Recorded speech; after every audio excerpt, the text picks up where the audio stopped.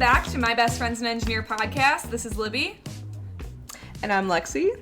And welcome to episode 9 with Chloe. So exciting. We have another amazing guest interview.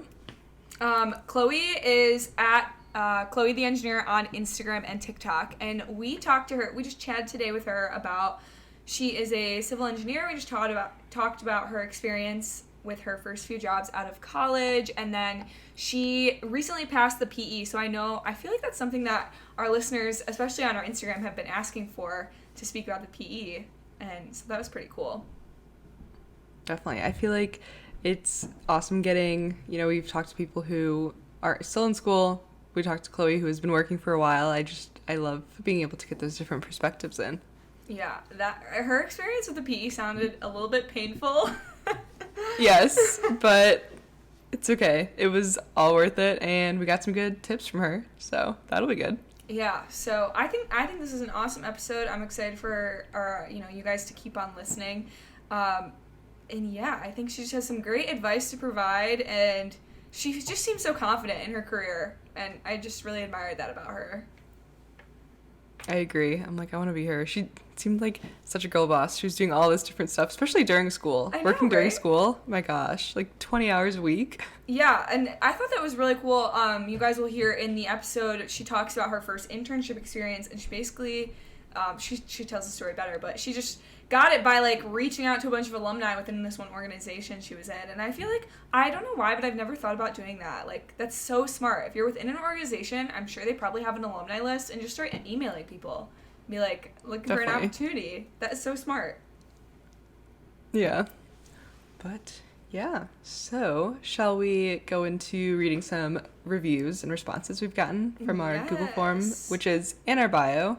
Let's do it. Do you want to explain the Google form real quick, and then you can get into the first thing? So, the Google form, that is... Okay, why did I totally just forget what the Google form is? Okay, cut that part. Okay. The Google form Cut. is just a Google form.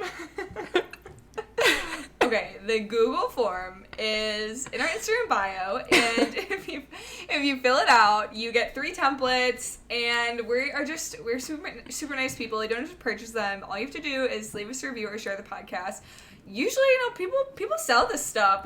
People sell these templates, but we don't. We just give it to our listeners for free. All you have to do is leave a review or share the podcast, then check out the Google form. It's step by step. It'll tell you what to do. And then you get the chance to be featured on the podcast when we read out one of our reviews. So, you want to take it away? Said, yes. With the response? Was an excellent, yes. Excellent description of the Google form. All right, so this person said, just want to say keep up the good work. Before listening to this, I wasn't really much of a podcast person, but I most definitely am now. I love to hear that. I also was not a big podcast person, but also Libby posts so many good podcasts in general to listen to, so I feel like that has also helped me become more of a podcast person. I totally go happy to hear. I go in waves with podcasts. Like, sometimes I will be, like, at work, like, when I'm working from home, I'll be, like, listening to podcasts nonstop, and then other times I, like, forget that podcasts are a thing, and then I'm like, oh my god, I have so many podcasts to listen to. I feel like you can listen to music, and that's what I usually did, but I feel like when, especially working from home and, like, not having too much interaction, I guess, like, ever since COVID started, I think it is kind of like you're talking to someone, or, like, I don't know, getting that social interaction. So that's what I really like about it. I feel like you're, in general, you're, like, chatting with friends, almost. Like, yeah. You're, like, having a conversation with your engineer besties. Exactly. Okay, amazing. I will read one from the Apple Podcast review. So we always love it, too, if you guys can leave reviews on Apple Podcasts. That actually boosts us in the ratings on Apple Podcasts. I don't really know how it works, but I guess you, like, get put on these charts. People listen to the podcast more if you review them. So we really appreciate it. But this one says, the motivation I needed going into 2022. So far, I am in love with this podcast. I listen to these on the way to lectures and when I just need to be reminded that women in STEM are needed and can achieve anything. My freshman year, I experienced the worst kind of men in my classes, so much as being told to let the guys answer questions by a professor of mine. Originally, I found Libby's TikTok and then later found out about the podcast, and it has kept me motivated going through my STEM degree. My issue in STEM was/has never been if I was smart enough/am smart enough. It's whether or not I have the support system, other than my amazing parents, to get me through the sleepless nights, having to miss sorority events because of tests coming up, not going out with friends for Wells on Wednesdays, etc. Moral of my scattered little rant, this podcast is amazing, uplifting, and worth every second. Thank you so much, Libby and Lexi from Rebecca. I love how she says, I miss going out for Wells on Wednesdays. There's so many times I wish we could have gone to country night on Wednesdays. But oh my gosh, it was such a struggle. There were a few just times we everything. did running in with our little backpacks on, and we're like, let's just go oh take my god, a break and those from were the the library. best. Oh my gosh, do you remember that? We would go to Benton, leave, come back to Benton. Literally. Everything would be there. We would come back and the best was when we would go out, just like completely sober because we were studying, and just dance because we were like, we need an outlet. We cannot keep looking at problems on the whiteboard. And then come back, we're like sweaty. They're like, where did you go? Oh, we just went dancing for a little bit. Yeah, it was funny because we would always our other friends I feel like would be out, so you could, I don't know, hang out a little bit, and then you're like, okay, gotta go. It was like scurry back. 11:30 midnight. We're like going back to the engineering building. Those were the best nights, though. Where the most memories I are agree. made. Yeah, those were fun. Well, before we get into the episode, anything you're looking forward to this week? Any fun plans? I'll be on site a little bit. Other than that, I'm going to the Bulls game next weekend. Oh my so that'll be goodness. Fun. Coming up. That's coming up. A sporty girl. A sporty girl. I haven't been to a Bulls game. I've been to one when I was I feel like 11. Yeah. So can't wait to learn more about little basketball. I've never been to a Bulls game, but my dad has this life-size cardboard cutout of Michael Jordan from the Bulls in the basement from college. Nice. That he's just never gotten rid of, so that's like my memory of the Bulls is like this cardboard cutout. Perfect. How about you? Anything fun coming up? What do I have fun planned? I don't think anything. Oh, I'm debating whether or not if I should, on my work trip to Florida in a few weeks, stay for the weekend. Ooh, you should. I don't know. I feel like... Oh my god, I don't even know. I haven't heard anything else, but I'm like, let's do it. Did you ever do that when you went to the East Coast for your job? Stay a little bit longer, just sightsee? So at my other job, definitely, yeah, I would stay some weekends, but then I would, on these work trips, I always felt weird about asking, how that would go. Yeah. Because obviously the company, covers, your flight back and everything in the hotel. So I just didn't know how that would work. And we had someone that would help, plan and, book these trips for us. It's, a travel department at, my company, but I always wanted to, because, I love the East Coast. Yeah. So whenever I'd go there, I'd always think about it. But I'm later when I'm here longer, I guess. But I know that's have my you biggest asked yet, thing. or? Well, so my boss recently, the org chart got changed. So now my boss is technically my mentor who hired me, and I'm super comfortable with him. So I was gonna be like, hey, what is it like if I want to stay a couple of days? Because that's so dumb. I'm literally scared to ask them, hey, can I stay a couple more days in Florida? But I don't know how it works. So Well, you should. I think I don't should. know. I think I'll regret I feel not. maybe, yeah, if the flight is more expensive, coming back that Sunday night, you'd probably have to pay the difference because they would have to cover your flight back anyway. Oh, right? yeah. So I feel like that's what it would kind of entail. I know. I should You'll just obviously ask. pay for your hotel or Airbnb after. Right. You should ask. I should just Ask stop and being. let us know how it goes. I should stop being a ninny and just ask. A ninny? I'm raising my hand. I'm like, excuse me. And he's like, what are you, 24? Yeah. Live your life. He's like, you're an adult. You can do whatever you want. I'm like, oh. Yeah, exactly. Okay, well. Well, let us know. Yeah. I know. I'll Tell have us to let you in. know. We should do, and then maybe we'll have to do an episode all about packing for work trips. That would be. Yes. That would be a good Oh my topic. gosh. Yeah. I feel like I've traveled so much that. Actually, I would. I can't say I'm good at packing. I overpack all the time. Oh, every time. So never mind. I might need this. We can talk about that. shirt. I might need 7 Yeah. pairs of pants for a 2-day work trip. You never know. Yeah. Okay. Well, I'll have to let you guys know. Without further ado, should we get into speaking with Chloe? Yeah. Can't wait for you guys to hear. All right. Hope you guys enjoy the episode, and be sure to leave us a 5-star rating and review if you did. And here's Chloe. All right. We are back with another interview for My Best Friend's an Engineer, and today we have at Chloe the Engineer. Would you like to give a little spiel? So my name is Chloe Garrios. I go by at Chloe the Engineer on Instagram and TikTok. I'm a civil engineer based in Los Angeles, California. I have a bachelor's degree in civil engineering and a master's degree in engineering management, which is a little bit of a different route than most civils take for a master's education. And I love my job and I love creating content about my job, and I'm excited to be on this podcast with you two ladies today. Yeah, thank you for being here. Is this the first time you've been on a podcast, or are you a seasoned pro? I've been on quite a few podcasts. I have a great time doing podcast interviews. I think they're one of the most fun things to do when it comes to like interviews and stuff like that. Yeah, amazing. Okay, well, let's just get started. You said you majored in civil engineering, obviously, for your bachelor's degree. Is there any particular reason why you chose civil over other engineering disciplines? Like, did you always know that you wanted to do civil, or is it something you found out about in college? Kind of explain that background. So I didn't always know I wanted to be a civil. I actually wanted to be an architect, which is the job that like every little kid thinks a civil engineer is. And I'm guilty of that as well because my father is a civil engineer, and I would always go to school as a kid and tell everyone, my dad's an architect. It's so cool. And my mom would always tell me like, no, sweetie, your dad is a civil engineer. He's not an architect.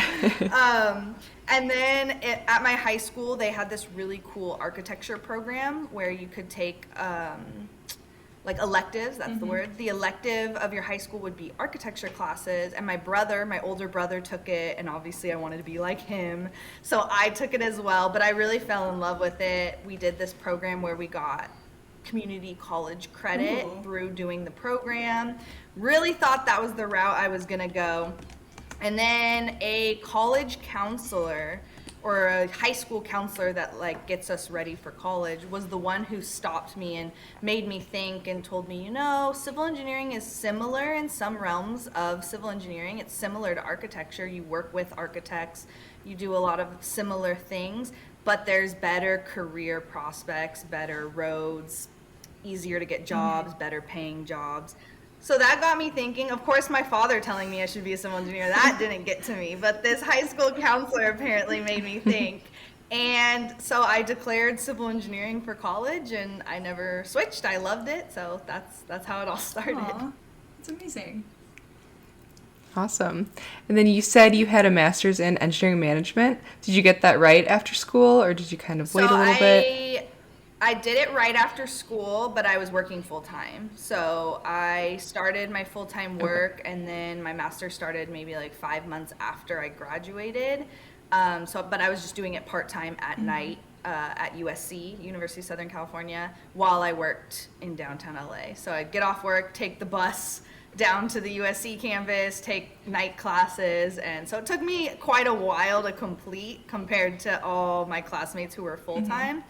But it was a good way to do it, and my company paid for it, so you can't go wrong with that. Yeah, so did your company like approach you to do your master's, or did you approach them? Like, how did that work? Did you always know that your company like had that opportunity for you to pay for for the master's? Yeah, so I don't know if you know Southern California very well, but I went to school and used to live in Orange County, which is like Southern California, right before San Diego, and I moved to LA. Knowing I wanted to go to USC. My then boyfriend, but now fiance, had a job in LA. We were getting an apartment in downtown LA. We knew we wanted to live that downtown LA life. So I was still commuting to Orange County, so I was looking for a job in Los Angeles, and I knew that the place where I work now, I knew that they had a tuition reimbursement program. So it was a really important like idea for me of possibly getting that job. So when I landed it, and I'd already gotten into USC, I just started right away like applying for the tuition reimbursement program, and that's how it all worked. Awesome. What advice would you give to someone who is also taking, a master's while they're working full time? Don't get discouraged by how long it takes you. Yeah. My program was supposed to take 1.5 years, and it took me 3 years. And sometimes it was hard seeing people like you know, taking more classes than me in a semester, getting stuff done. You're still doing it, and when you get that diploma, the diploma doesn't have a stamp on it that says how many years it took you to get. True. Just like the undergrad, if it takes 5, 6, 7+ years to get that undergrad, no one knows once you get your job. So don't get discouraged. It's a great opportunity to be learning while you're on the job. I thought it actually, for the major I was doing, worked really well to be able to compare what I'm doing full time to, you know, these theoretical concepts I'm learning. So just, you know, do your own path. Not everyone does it the same way, and that's okay. Was your job really understanding of you taking like night classes at the same time? And also, were there any other people within your job or your company that had done kind of the same route that you had with getting a master's at night? So yeah, there's a lot of people who work at my company who get a master's at night or weekends. No one really does the major I did, mostly MBAs or masters of their technical engineering specifically. But my company is pretty understanding. There's certain nuances, like they're not very flexible. Like if there's a class in the middle of the day, they're not going to let you leave and then come back to work. They don't like that. It has to be night, it has to be weekends. So there were certain things, but at the same time, my education, that master's degree was worth probably, I don't even remember, but it's USC. So it was like $120,000+, and to get that paid for, like, I feel like they can be a little strict with me and tell me when to take classes, you know, I'm okay with that. But yeah, they're pretty understanding, but they don't want it to affect your work. So the second it affects your work, they're going to be like, you need to cut down. You need to tell them what classes you're taking before you sign up. So if you're trying to take 4 classes, they're going to be like, whoa, sweetheart. So there are, you know, certain rules and things that they want you to follow, but you know, it's a small price to pay for a fully funded master's degree. Did you ever consider going and doing an MBA or maybe like that technical master's that you were mentioning? And then what kind of made you want to pursue the engineering management versus those other options? So when I was in undergrad, early undergrad, I probably envisioned myself getting a master's of civil engineering. But as I finished my degree and started working, I worked as an intern most of my undergrad degree, so I was already getting a little bit of that professional engineer experience. Once I had all that, I kind of got burnt out from the technical mathy portions of engineering, and I didn't think I could complete another technical degree. I also saw how much of your degree you don't even use when you start working. Like that degree is just that basis of problem solving skills, getting you to understand the basics, and then work is really what teaches you. So I just didn't see the value in it. I did towards the end of my undergrad think, okay, I want an MBA now, because that's all I knew. That was the opposite or the other side of what engineers got besides a technical degree. But as I was researching programs, I found the engineering management program at USC. And I thought it was really cool because you really could merge. It's all different types of engineers. It's, you know, there was a lot of mechanicals, there was a lot of electricals, there's a lot of industrials. It's actually out of the industrial college at USC.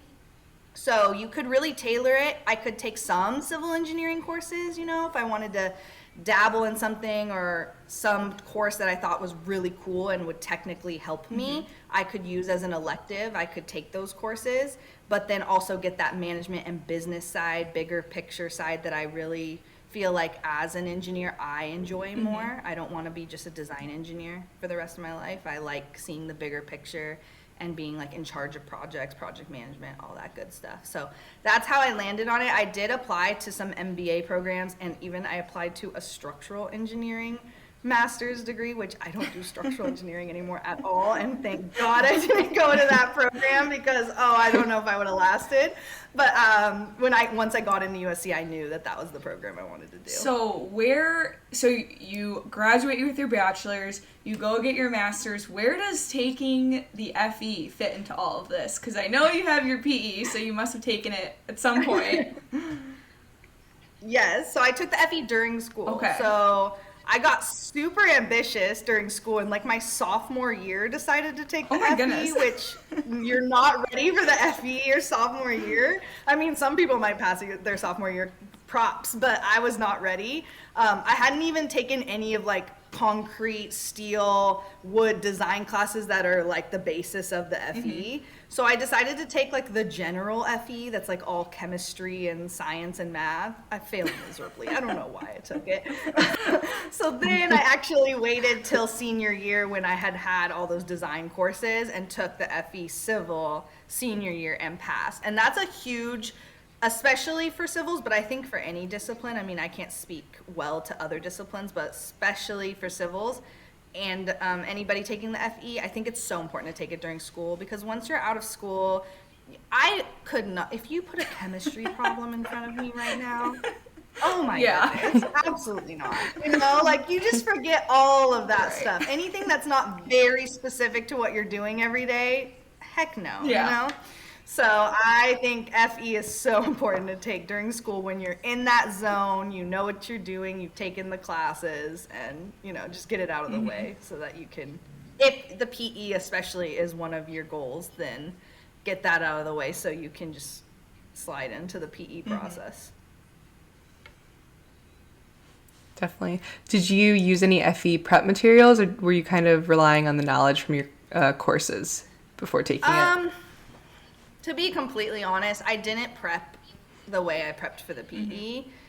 For the first time, I barely studied. I just thought I was a sophomore, I would see what happened, let's go try it. I didn't study at all, and it showed. And then for the second one, we had these like Google Drives that went around our school a lot. Like everyone had different PDFs and different practice problems and stuff that had just made this huge Google Drive that we passed around the school, which was really cool. So I did have that Google Drive, and I did some practice problems a couple weeks before and tried to look into especially the subjects that I didn't take courses on. Like there's a little bit of computer programming type stuff on there for the civil one. I had no anything. I mean, it's very simple, if anybody's taken any kind of class in computer coding or anything, it's probably like they look at it and say, what the heck is this? This is the easiest thing. But I had no knowledge of it, so, you know, just went over that kind of stuff a little bit. But for my concrete, steel, that kind of stuff that I just finished the class, I was pretty confident that my, like, final studying was my studying for the FE. So you finish up your bachelor's. Now we're getting into the beginning of your career. How did you get that first work experience? Was it through connections, through your internship? Did you just apply and randomly get it? Or if you could speak to that experience a little bit.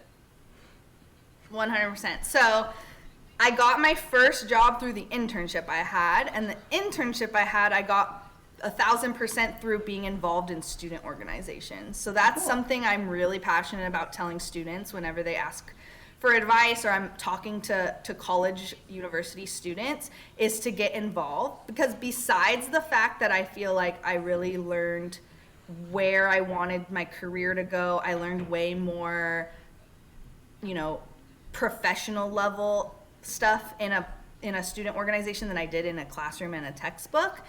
I think it's really good for connections. So it's the funniest story. I was in the American Society of Civil Engineers student organization at Cal State Fullerton, where I got my degree. And I don't remember what position I was, probably vice president or something. And I was in charge of like getting money for our projects and stuff. So I was just mass emailing like every alumni contact we had, asking if their company could sponsor our concrete canoe and our steel bridge and all those college projects. And one random, well, he's not random. If he ever hears this, he'll be like, I am not random. He replied and he said, well, my company can't give money right now, but we are looking for an internship. Would you be interested? Oh my gosh. And I was like, yeah. Like, sign me up. So I went and interviewed. Yeah, I went and interviewed, and that was the end of my sophomore year, so that was really early for an internship in civil. I don't know how mechanical or other disciplines are, but for civil, usually they don't really hire you till you're like a senior and have some more, you know, actual knowledge of design and stuff. But I mean, he wanted to take a chance, and he hired me, and so I worked there the rest of my undergrad. So I worked at least 20 hours a week. Oh, wow. whether school was in or not, I worked there for 2+ years. And then when I graduated, I started working full time. So that was how I got my very, very first job. And then from there, I switched to the place I am now. And I've been there for almost 5 years. Oh, wow. So I haven't worked that many places, but I got very lucky with that first internship, which, really set the path for me. That's awesome. Can you talk about your responsibilities at that first role and kind of compare them to this role? Or are you in similar roles? So the first role was a private company, a consultant. And now I work for the government. So it's very different in that sense of the way the role looks and what you do.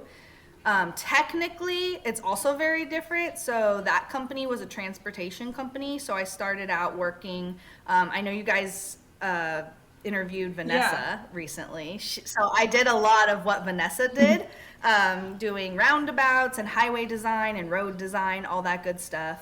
And we also had a structural department.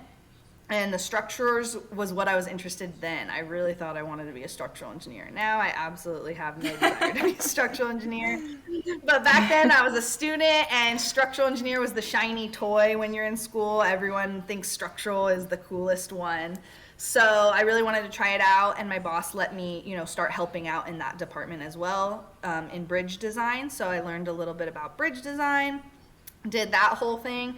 And I was probably doing that till the end of me being at that company. And then I switched to my company now, which is in the power industry, which when I got that job, I had no idea what I was going to do, because no one thinks of civil engineering when you think of electricity and power. You think of mechanicals and electricals. That's it. So I was like, what does a civil engineer do in this? But I love it now, just because I never wanted a job that was monotonous in any way. I feel like some engineering jobs, you get stuck in this role of, I design an abutment for a bridge, and then I pass it on to the next guy, and I design another abutment for a bridge. That sounded like, I'm trying to think of a word that I could say on this. That sounded awful. Yeah. I did not want to spend the rest of my life doing that. So in power, it's really cool because I do design very typical civil engineering, land development, grading. I do some roadway if needed. So it is typical civil engineering, but the big picture of the project is totally out of my comfort zone every single time. If it's a generating station, I gotta know what kind of equipment is going there, how to design the land development and the structures and everything for that equipment. So I do have to understand those things that are very out of a civil engineer's realm. And I find that, it's overwhelming at first, don't get me wrong, but I find it extremely interesting, because there's never a day where I'm going to be fully, knowing what I'm doing, which sounds horrible. That sounds awful to some people, but I love it because it's constant learning, constant changes, constant on your toes. And I think that's the most fun, because if I get stuck into a monotonous work schedule, I'm going to be bored and I'm not going to want to be there anymore. How did you know in the first role, when was there like a realization where you're like, okay, it's time for me to move on to my next job opportunity, or how did that go for you? So I loved the company 100%. The people were amazing. The learning I did was amazing. But the technical work we were doing, I knew wasn't for me. Okay. I knew I wanted to try something new. Roadway wasn't, I do still do a little bit of roadway, but it's very, very minimal. It just wasn't what I was passionate about. I wasn't enjoying learning it anymore. That's when I knew. If you're not enjoying what you're designing, how can you be there for 10, 15 years, however many years you're going to be there? And I wanted to try out public entity. There's a very, it's a funny conversation, I guess, with engineers of public government work versus consulting private work. So I was always very pro consultant. I'm not going to be in the government work, Yeah. here I am 5 years later still in government work. So, it's very different lifestyles. I definitely pros and cons to both, 100%. There's things I miss from being in the consultant world. And then there's things I say, thank goodness I'm not doing that anymore, and I have this side of, the public entity world. So there's pros and cons, and I think different lives are for different people. Sure. But, not to say I'm going to be in public for the rest of my life. Who knows? But that's where I'm at now. Yeah. Can you speak a little bit more about those differences and what you kind of like in each 100%. type of role? So definitely, obviously, what I talk about is based on my experience. So different consultants obviously can be different, and then different public entities can be different. But from my experience, I just got really overwhelmed in the consultant industry of the constant need to be billable and the constant need to, have that work that you can charge to, which as a design engineer shouldn't be your responsibility, but you still get that scrutiny of why don't you have this billable work? You want to tell them, well, because it's your job to win the billable work. But, it's just always that constant stress of I'm not billable enough this week. I don't have enough chargeable hours this week. And then when you're learning something and you don't know how to do it, you're like, oh my gosh, I'm charging these hours, which I shouldn't be because this is all me learning. This isn't me doing the actual work. It was just really stressful, and I didn't feel like it was a good learning environment all the time. The schedule, I didn't like the idea of working 60, 70 hours a week, depending on what my workload was, but still getting paid for those 40 hours a week. That kind of sucked. Now I have a very, solid schedule. I work this hour to this hour. If we need you past that, or we need you on a day that you're not supposed to work, then it's time and a half. It's just very easy to know I can have my lifestyle. I know when I'm working, when I'm not. That's nice. And if I'm have to work past when I'm not working, then I get compensated for it. And I think that's definitely one of the biggest pros to working in a more government public entity. It's also really cool to see the projects from the side of the public entity. So when you're a consultant, you're winning those projects and you're working on them, but it's just, very methodical, very business-like. Get the projects out, let them do it. When you're looking at it from a public entity standpoint and you're using taxpayer funds and you're trying to make, the public happy, and you have to think about all those other aspects of the projects besides just that technical, let's design it to work and we're done. It's a really cool aspect, and I think that's also what contributed to me wanting to do engineering management, is learning all those bigger picture aspects of a project. Because in civil engineering, infrastructure projects are always going to go through a public entity. The consultants work for the public entities. Okay. So I thought that was a really cool vision of infrastructure and projects that we work on, was from this side of the table. Yeah. Kind of getting into like the social aspect of being at a job between your internship and then your first role, which I know you said was the same company, and then the role you're in now. Have you ever felt like uncomfortable as being a woman in STEM, or have there ever been experiences where you're like, oh, that probably shouldn't have happened, or you probably shouldn't have said that, or anything like that? Yeah, who hasn't, right? Like I said, my first company, it was a very small company, and the people in the office were amazing. I was the only, oh wow, I don't think I've ever really thought about this. I was the only engineer, female engineer. There was other females in my office, but they were accounting. There was a woman who did computer-aided design. She was a CAD drafts person. But there was no engineers, and I've never really thought of that. But that it was a very small office, and all the guys in that office were amazing.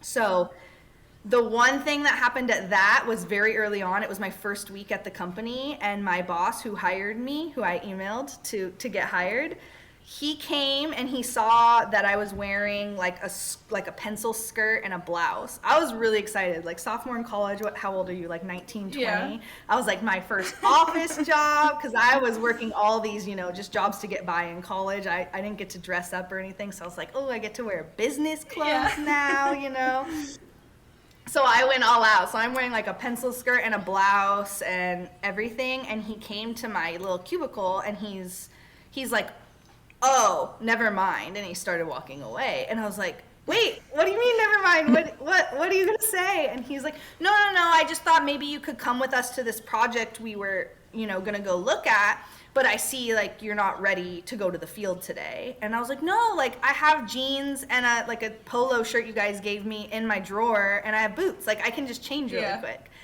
And he kind of was like, oh, really? Okay, cool. And, like, I think he hadn't, like, worked with a young girl under him yet, and seeing, like, I was prepared and ready just made him go, like, oh, that's cool. Okay, cool. Go get dressed and we'll go.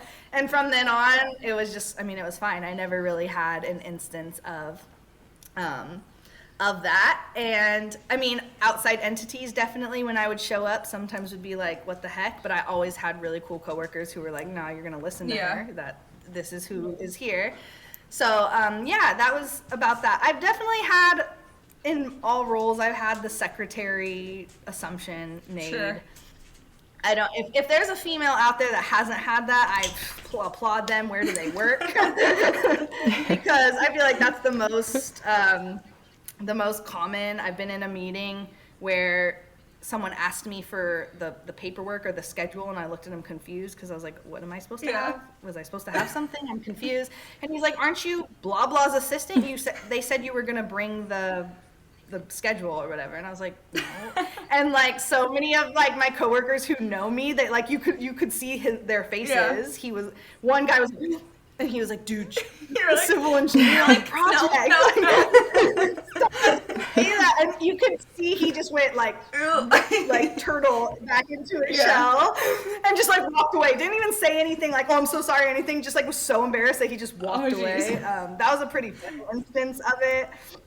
But I have amazing, I always say this on my Instagram because a lot of us love to make the funny reels about like men to women in engineering, but I also want to make sure like young women, college students, even high school students who are looking to maybe go into these careers know that it's not 100%. It's not, I wouldn't even put it at like 10%. There's so many amazing male allies to women in STEM.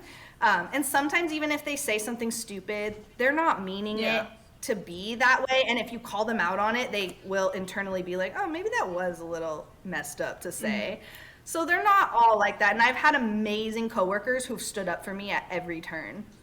I had the biggest one, and he still to this day doesn't even know that like this still years later I think about. He just thought it was just something he was doing and he moved on with his life. Like it meant nothing to him, but it meant like so much to me. Was in a meeting, big conference room, big conference table, only female. It was a bunch of field guys, a bunch of engineers, a bunch of everything. And this guy who I'm not even like affiliated with him, I'm not in his division, but he like knows me a little bit, like slid an agenda to me and said like, could you please take notes? And I was like, I kind of like had it in front of me and I had my pen and I kind of looked at it and I was like maybe gonna do it because I was like embarrassed. And you know, we tell all of our followers and we tell all the women that come after us to not take that crap, but when you're in the moment, sometimes it's hard to stick up for yourself 100%. And I just kind of stared at it, and my coworker next to me, he grabbed it back, slid it back to him, and he said, take your own damn notes. Heck yeah. And he's like, we're having someone in your group do it, because he had like the people that were under him there. They could have easily done it. And to me, that was just like, because then we just moved on. The guy was like, oh, I'm sorry, and he like asked someone else to do it. So to like everyone in that room, it probably was nothing. To the guy who slid the agenda back, like I told him about it recently one time, like, do you remember when you did that? And he was like, oh yeah, I do remember that. He did, like, that was such an asshole move, you know?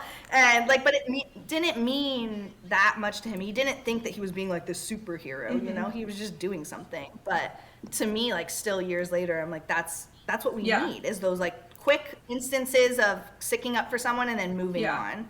And you know, that's what really makes women in STEM feel more comfortable in their roles. Definitely. What advice would you give to a woman in engineering or a woman in STEM who didn't have that, you know, type of person in that situation? You know, how if he didn't, you know, stick up for you, how would you approach that? Do you have any advice? Or have you ever thought about it? 100% I've thought about it. And I do have advice for it, but I always have to say, like, just because we give this advice and we know what we should do doesn't mean that that's how I reacted. I don't want to come off my high horse and be like, I am the strongest, most independent woman at that company. And I always stick up for myself, because it's false, 100%. But my favorite phrase I think I've learned over the years is like, why, or what did you mean by that? Because like I said, a lot of times guys say stupid stuff, or even women actually, like to another woman, because they've been, you know, inclined to go into that culture and that role. They say things that they don't even realize is like hurtful or messed up. So sometimes that just like phrase of like, well, what do you mean? Or like, what does that mean? And make them like internally think like, what did I just say? And what did I mean by that? And if they realize they meant something crappy, or that it came off crappy, it can be, you know, a big reality check for people. Because not everyone, like I said, not everyone is doing it with intent to like hurt you or make you not want to be there. Sure. So that's my biggest thing, is just like, Definitely. well, why? Or why do I need to take notes? Why can't someone in your own group? Because I don't know what you guys are looking for. You know, this is your project. I'm not going to know what bullet points are the most important or stuff like that, and make them internalize it. Because that's what happened when my coworker did it, is he internalized what he just did and kind of realized like, oh, I just like went towards the woman that's not even in my group to take the notes, you know? So that's my biggest thing, because it comes off very, a lot of us, I think, are scared to be that emotional woman, right? And like take things too seriously, and have people come back at us like, oh, you're taking it to heart, you're taking it too seriously. But if you're just posing a question like, oh, what does that mean? Or why do you want me to do that? Then it's like, I'm not being emotional. You're just asking a question. I'm being my analytical engineering self. Definitely. So that's my biggest advice. I like that. I'm gonna try to do that. And then obviously if you're dealing with a horrible human that takes it further and makes you feel unsafe or anything, then there's other things to do to escalate that. But I feel 90% of the time those phrases can be solved pretty simply and pretty internally of that other person. Yeah. Definitely. Awesome. I'm putting that in my back pocket. I really like that. We get a lot of questions on our Instagram from people who want to hear experience about the PE. So I kind of want to shift the conversation to that a little bit and ask, like, did your company require that you have a PE? Did you take it on your own accord to get your PE? Was it something like a goal you always had to get the PE? How did that go for you? So for civil engineering, I feel like it's the most important, or the discipline that puts the most importance on the PE. I know a lot of other engineers, mechanical, electrical, whatever, that work full careers and full, you know, go up in their careers without having the PE. The PE became really important in civil engineering because we're designing infrastructure when you think of bridges, buildings, hospitals, all those kinds of things. So it became important to have that stamp, if you will, that you know, the ethics behind what you're doing. You have been trained in a way that you should be to be able to be the engineer in charge on these projects. So for civil engineering specifically, I don't really know that you could have a quote unquote successful career if you want to move up in companies or go into those management roles without the PE. Okay. There's very few places. You can be a design engineer and work under PEs for the rest of your life. You can work in construction management as a civil engineer without a PE easily and go further. But if you're in the design and management roles, you're not going to move up. So at the moment, right now, I'm at the highest level in my company I can be. Apparently everyone wants popular. Right now, I'm at the highest level I can be at my current job without a PE. Okay. So anything higher, if I wanted to get a promotion, I would have to have that PE designation next to my name. So 100%, that's obviously a big push to get it. And since college, if you're in a civil engineering program, your professors are going to tell you get the FE and then work towards the PE. That's the only way you're going to be successful in a consulting or, in a design role. So I knew I wanted to get it. The process is different for every state, which I try to explain. A lot of people get so confused why I had to take so many classes or so many tests. So I'm in California. California decided that their engineers needed to take a hell of a lot more tests than any other engineers. So there's the 8-hour PE exam, which everyone pretty much knows if they are an engineer and knows about the PE. So whether you're an electrical, mechanical, civil, anything, You take the 8-hour exam. The first 4 hours are general, everything to your discipline. And then the second 4 hours are something you specialize in, like your depth is what they call it. So for me, I took the 8-hour one time in 2019. Yes, no, 2018. Took it in 2018, and I once again decided to do structural because, see, this is a theme in my life of trying to do structural and it not working. So I did structural. It was right after I left the company I was talking about, and my now fiance, who I met at the previous company I was talking about, he was a structural engineer, and he taught me a lot about bridge design. So he was like, this is what you're ready for. Like, you did bridge design, you're ready for the structural. And for some reason I listened to him, which he still apologizes to this day. So I took the structural depth, and I failed miserably failed. So that really got me because I did really well in college. I was the valedictorian in high school. Like, I was always a really good test taker. And I think that was my first big, like, punch in the stomach. Like, you're a failure, you know? And that really got to me. And I try to tell people, you know, these tests, they don't show what kind of engineer you are. They don't show your knowledge. They're just, you know, things you have to get through to get to a certain point in your career.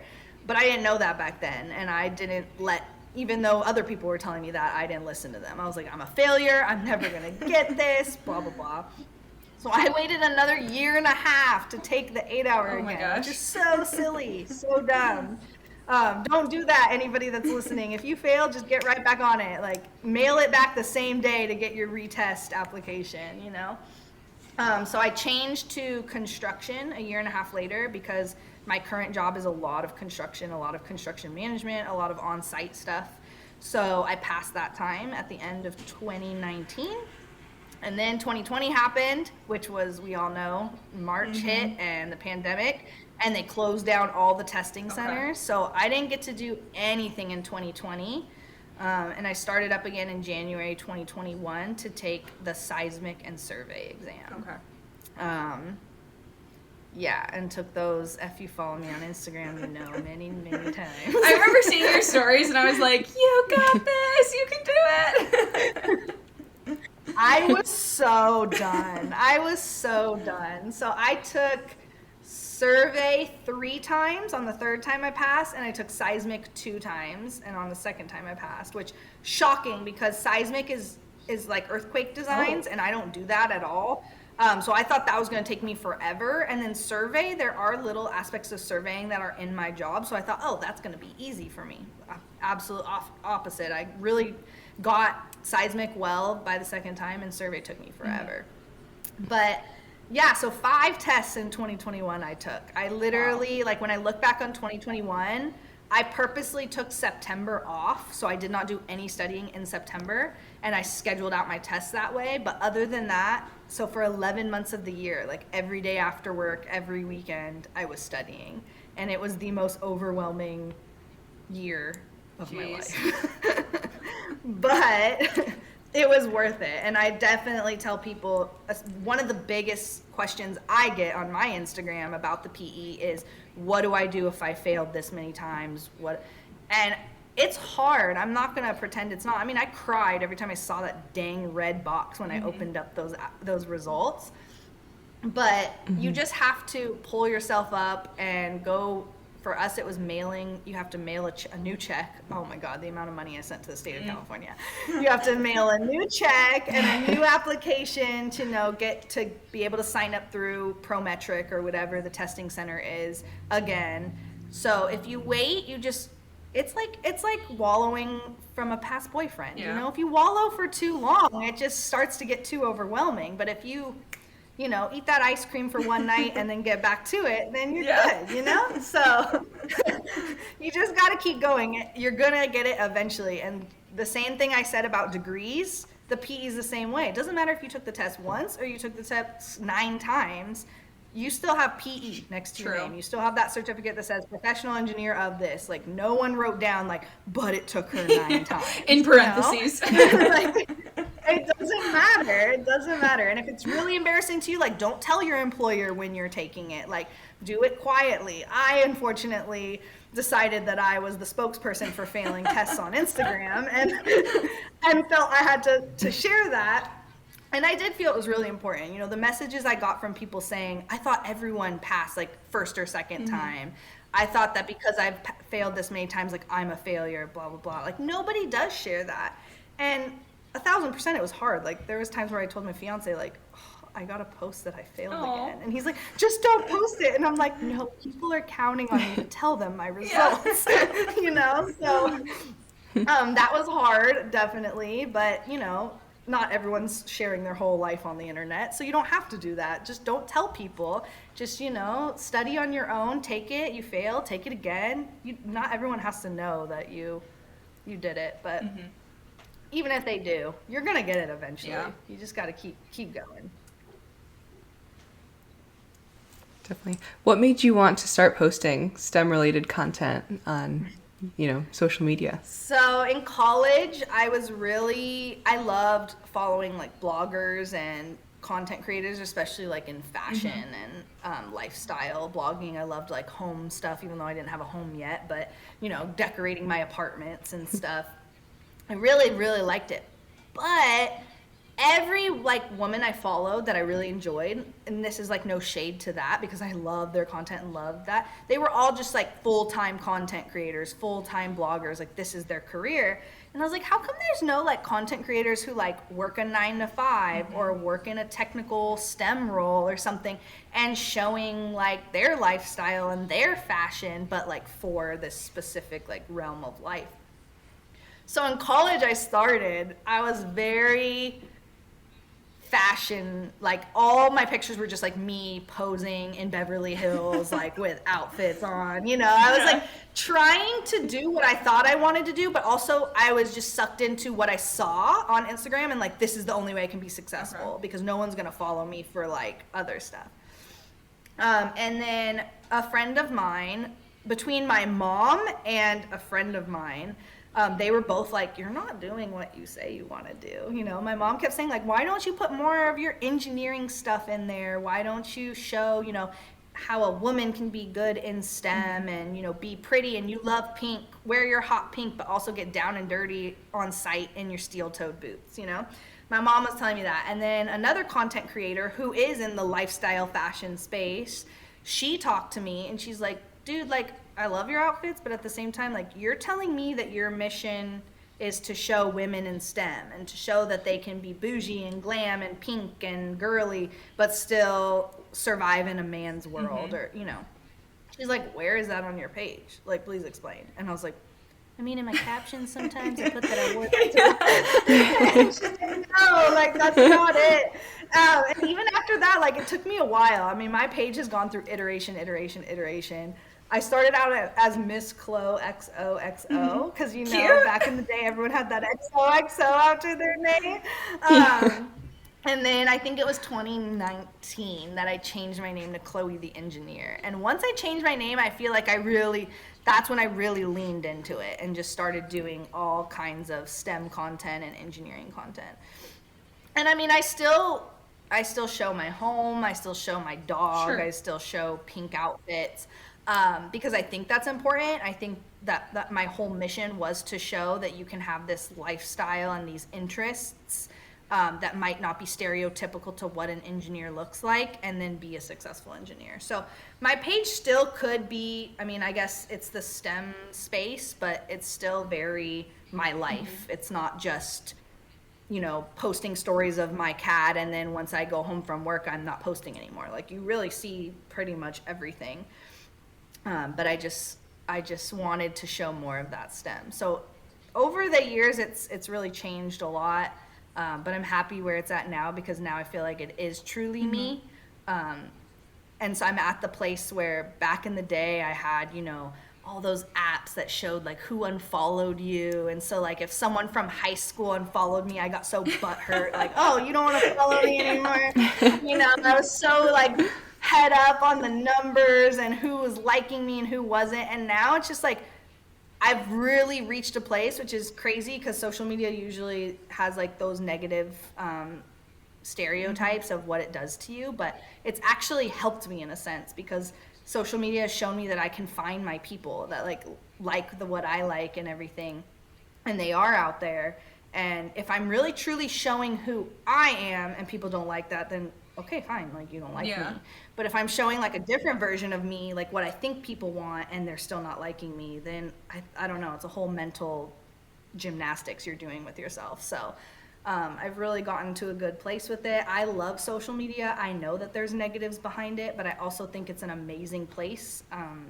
I think kids, especially high school kids who are out in rural Mississippi, Yeah. I'm just making that up, but that don't have a big engineering firm in their backyard where people come to their classrooms and speak and all that kids in Los Angeles and other big cities have the privilege of, then I think they can hop on their phones and find people in their field, whether it's engineering, whether it's medicine, whether it's, every field is on Instagram now, making fun videos that relate to these younger generations. So I think it has its negatives. Yeah, it can hurt in some ways, but I think the positives way outweigh the negatives, in my opinion.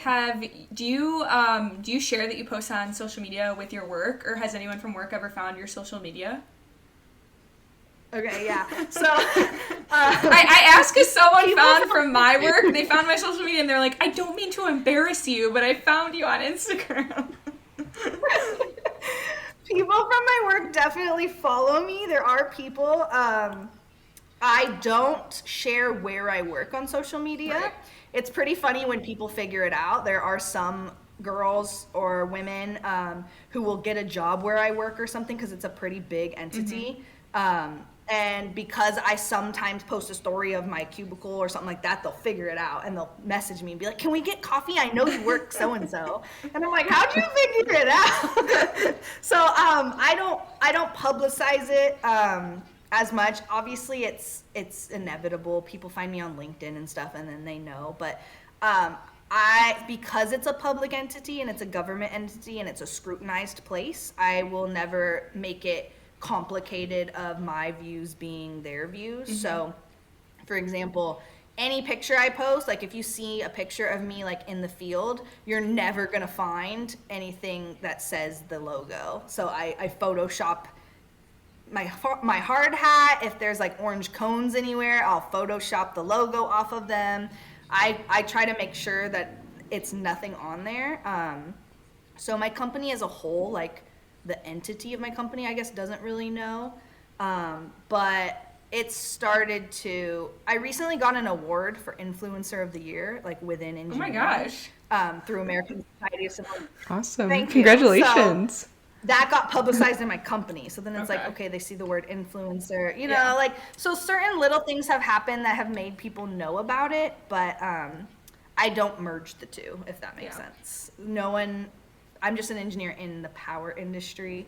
And again, like I said, people probably can figure that out in some ways. There are multiple places I could be, but they can narrow it down, of course, but I just don't want to mix the two and get into any turmoil. Yeah. So I keep them separate for sure. So we usually ask like a last question, and it's, what is a piece of advice you give to your younger self? So do you have any advice? Piece of advice I'd give to my younger self. Wow. So I talk about this a lot.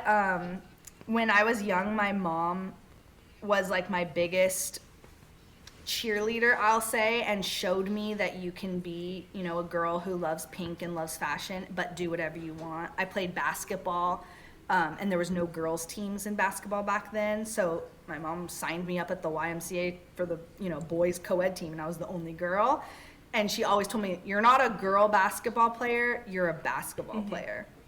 And that's always stuck with me from everything I've done in life. And yes, I think the term female engineer is very powerful, and I'll never stop using it per se. And I know some people give me hate sometimes when I say female engineer on Instagram. They're like, no, just engineer, just engineer. But I think it is powerful to embrace who you are. And I mean, I am a female. I consider myself a feminine person, whatever your definition of that is. If that's different than mine, that's completely fine. But I love embracing who I am as a person. An engineer isn't my whole self. So I'm fine with using the term female engineer.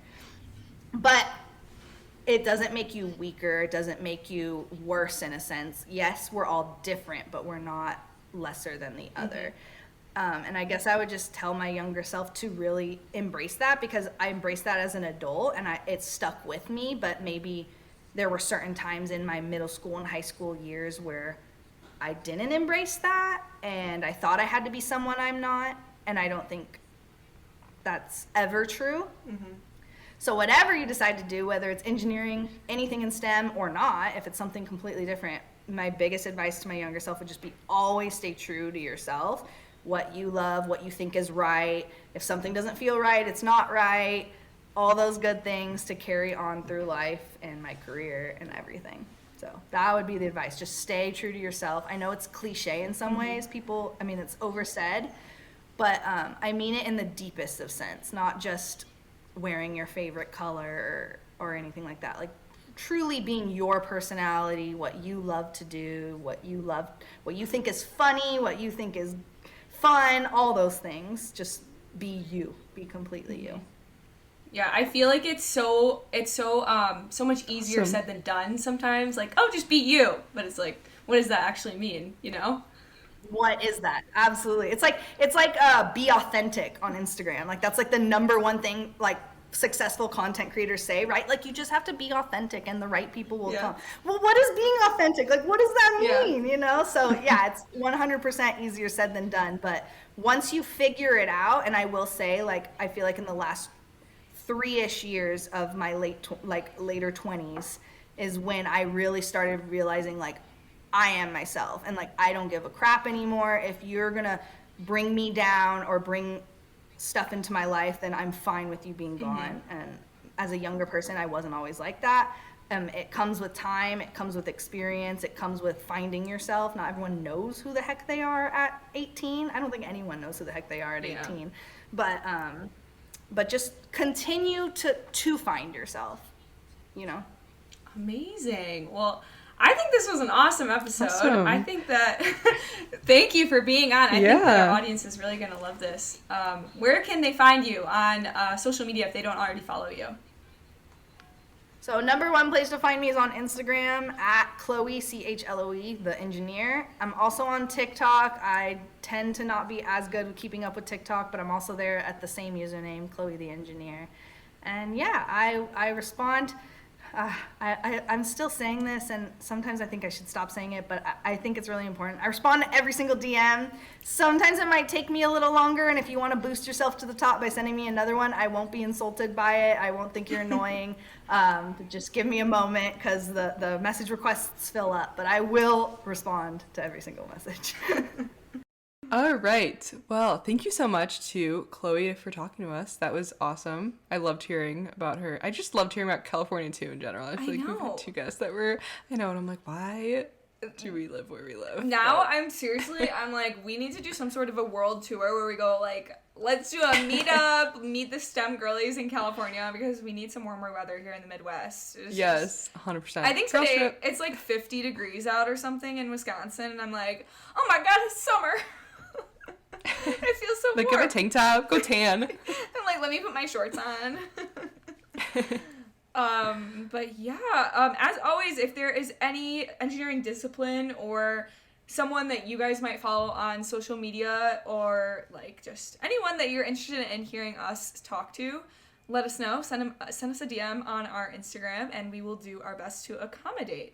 If you guys like this podcast, we really would appreciate a 5-star rating and review wherever you listen to. I believe on Apple Podcasts, that's the only place that you can like actually leave a written review, and we love reading those. We know that it takes you guys time out of your day to sit down and actually type something in to leave us a review, so thank you so much for doing that. It really means the world to us, and we love reading the reviews. So yeah, leave a review if you want to, if you liked us. And if you don't, I don't know, let us know, I guess. Constructive criticism. No, yeah, seriously. If there's anything we can improve on, I mean, we don't know what we're doing. This is what, episode 9? Yep. I can't You wait think to- we learned some things. We're learning something. I can't wait to listen back, like, when we release, like, episode 100 or something, and, like, actually, I'm never gonna listen to these again, because they're probably so bad, but we're learning, okay? We're doing our best. Yes. So make sure to check out our Instagram bio for our Google form, which we talked about earlier in this episode. And also, I think we're going to do the link tree where we can connect the Facebook group that we talked about in our last episode. Oh, yeah. So check that out. Yeah. Super excited about that.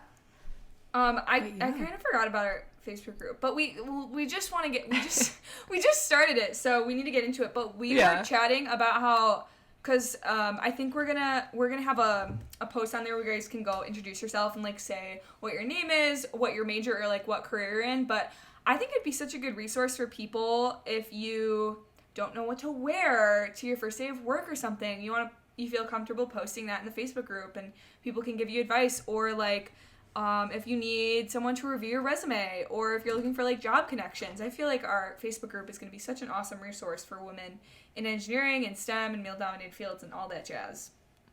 Definitely. And by the time that this episode comes out, because we just talked about it for the first time, like, 2 days ago, so it'll probably be, like, established and everything. We'll have the link tree, but we're talking about it right now, and we're like, it's been, like, a day from when we last filmed. So yes. Well, amazing. Be sure to follow us on socials for the podcast on Instagram. It's at My Best Friends an Engineer. Same with TikTok. And then YouTube is BFE Podcast. And then if you guys want to follow our personal accounts, mine is at LibbyB on the label on Instagram and TikTok. Mine is Engineer Lexi on Instagram and TikTok. And another week that you've spent with your engineer BFFs. Yes. Hopefully you guys enjoy this episode as much as we did. Yeah. Hopefully it just makes your day amazing and starts your week off right. Yes. All right. Ready to close it out? Yeah, always. 5, 6, 7, 8. I'm just kidding. All right. Cheerleading. We have to do a countdown, just like this. We're using this new software to record interviews, and it has a countdown. So I feel like we need that. I know, that's been so nice. That comes up on the screen. Okay. All right. Well, I'm Lexi. I'm Libby. And thanks for listening to my best friends an engineer. Woo! We did it! Excellent. I think that was the best one yet. Maybe. We'll see. Maybe, honestly, let's just do a compilation of all that. That is going to be so funny. I would cringe so hard. Episode 100, we should have a compilation of us trying to say the outro.